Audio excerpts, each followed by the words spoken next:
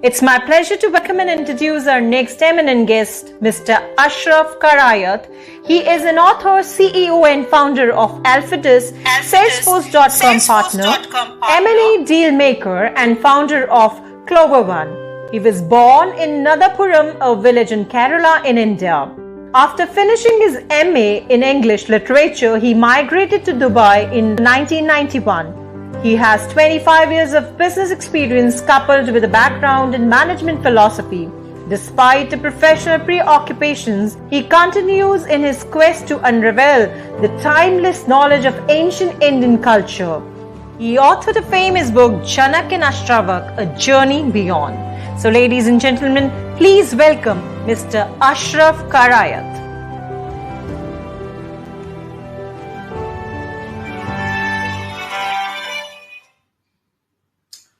Good morning, good afternoon, and good evening to all.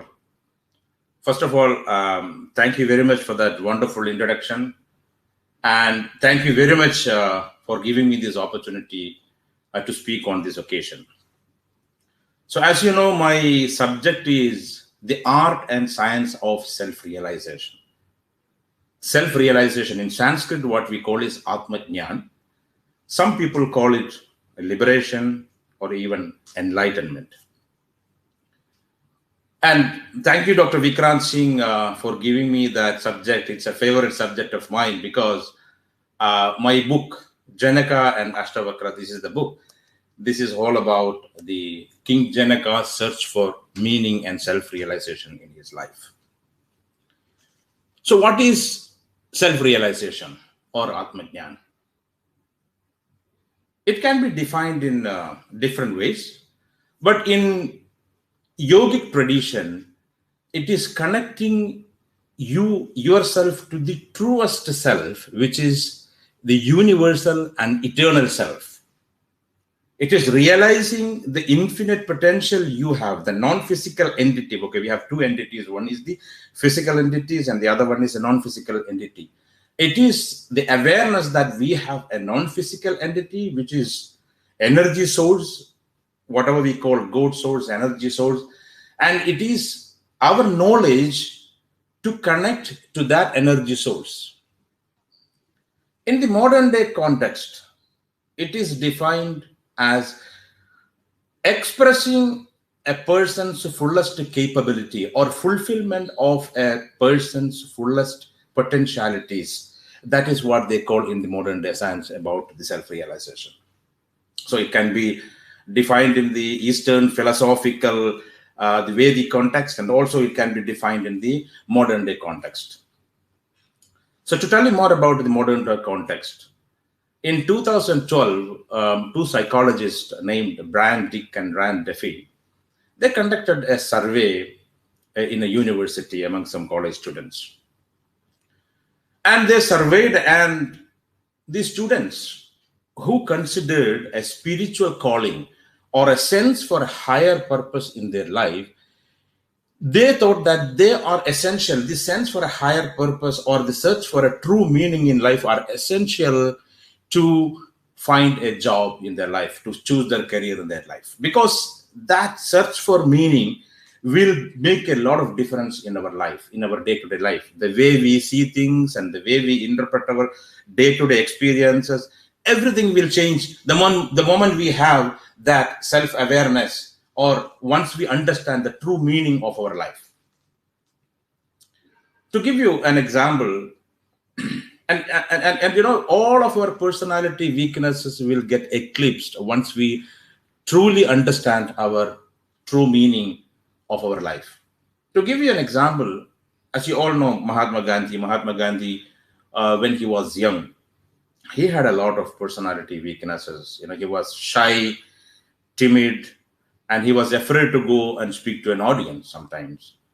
But when he realized his true meaning or true search in his life, what happened is that he aligned himself with a vision, with a mission in his life. And once he realized that, all of his personality weaknesses were eclipsed in that. And there are many studies, like when you have the search for self-realization, when you have that search for true meaning in life, it will change everything in your life. For example, there was a study like during Second World War, a famous psychiatrist called Viktor Frankl. He wrote his experience in his book called Man's Search for Meaning. He talks about two types of people because he was detained in the Nazi concentration camp as a prisoner, and among these prisoners there were two groups.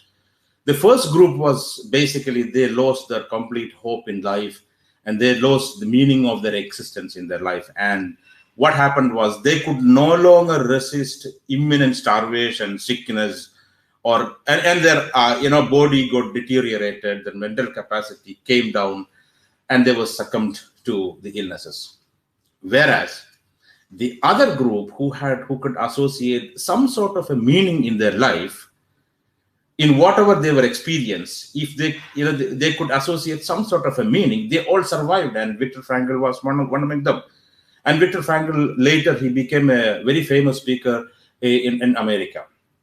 So the point here is that I want to tell you that when we have that search for the self-realization, the true meaning which we are seeking in our life, it changes everything. And this is what our Vedic tradition and all these ancient philosophies and mythological teachings are teaching us. As you know, the story of King Janaka and Ashtavakra. King Janaka is known as, in Ramayana, he was predominantly mentioned as Sita's father. But he also had a name called Videha. Videha means a person who transcended body consciousness, a disembodied being, because he was always searching for something beyond his sensual pleasures. He thought that, okay, he was having a turbulent life because there is an imminent threat of attacking enemies. The neighboring enemies would come and attack, and there are lots of problems and chaos within the palace, and there is a treachery going on within the secretive world of the palace. And he was, among all these chaos and problems, what he thought was, intuitively he believed that there is something else which I need to understand. Probably whatever I'm experiencing around us, these are all the reflections of my internal state of mind. So he was searching for that true knowledge, and he was searching for the right guru. Then what happens was Ashtavakra arrives over there. Ashtavakra, as the name says, he has 8 bends on his bodies, but he was an enlightened being, and he was a true guru to King Janaka, and he imparted the knowledge of Atmajnan or self-realization to King Janaka, and this story is all about that.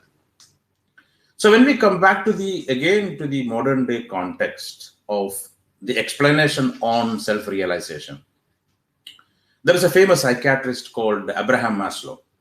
What he talks about, what motivates a human being is nothing but self-actualization. Okay, it is more towards self-actualization. So self-actualization, in 1943, he submitted a paper called Theory of Human Motivation, and he talks about a model called a pyramid model. In the pyramid model, he talks about a hierarchy of human needs.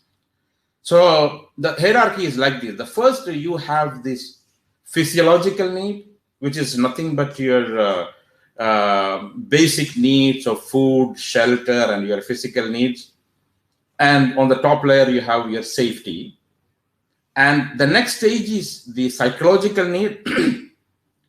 The psychological need is about how you are with the society.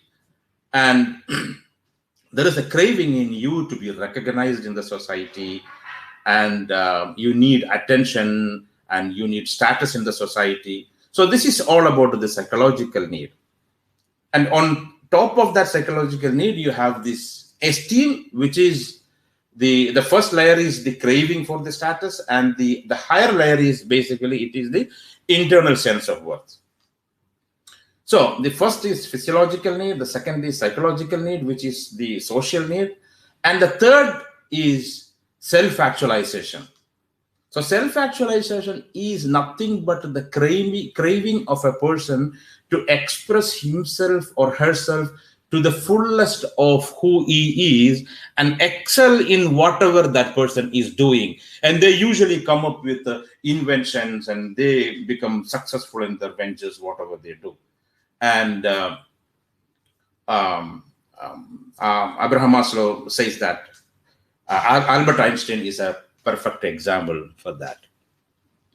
So his theories were very popular after a few years. I mean, for a few years it was very popular. And after a few years, he became his own critic of his theory. And he mentioned that it is not only the self-actualization that motivates a person or that brings meaning to a person, it is also something called a transcendence. So transcendence is what? It is not only the fullest realization of a person's capability or ability to excel in whatever they are doing, it is also a search to go beyond one's sensual pleasures or to go beyond oneself.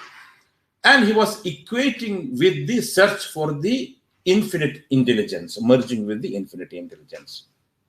And this is what Ashtavakra says, and this is what Ashtavakra advises to King Janaka. King Janaka was sitting in front of Ashtavakra as a child, and he was asking Ashtavakra, how can I be enlightened? How can I attain Atmajnana? And Ashtavakra says, O king, you're already enlightened. You were born enlightened. But the problem is that you don't know that you are enlightened.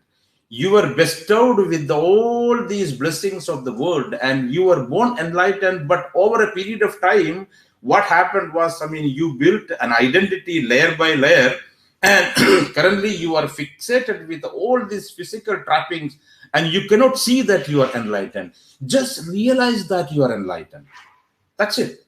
The moment you realize that you are enlightened, the moment you realize that you have an incessant energy flowing through you, you will be able to connect to that energy stream.